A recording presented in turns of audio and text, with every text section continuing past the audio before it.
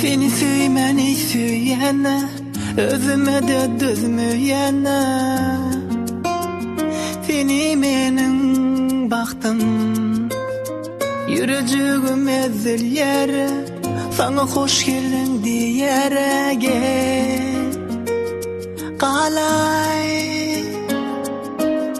seni şöyle bir süyene, süygime söz tapmayana yar.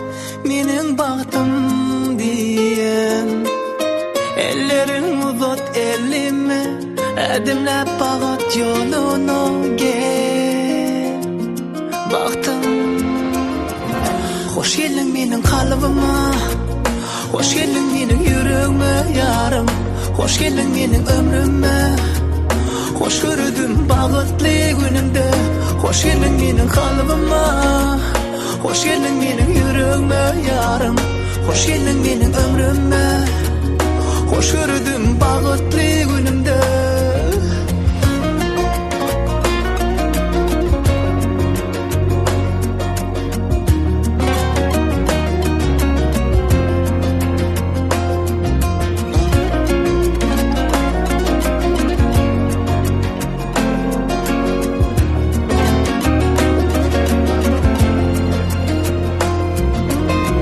Düşürmürüm seni ellen, yüreğime adın bellenin. Senin adın yazılan, akça yüzü kaşın kara, ol yüzünde mehir bara. Sen süygüm, seni şöyle bir süyene, süygime söz tapmayana ya.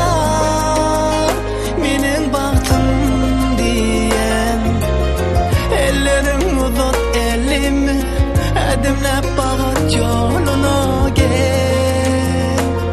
Menin baktım, hoş geldin menin kalbıma, hoş geldin menin yüreğime yarım.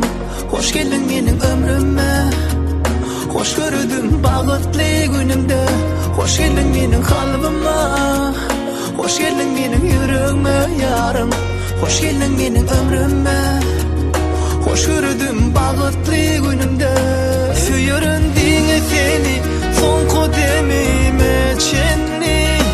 Süyürün gözlerini, nerlerini yarım ben.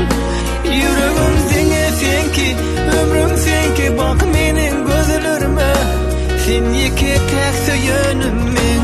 Sen yar yeke tek.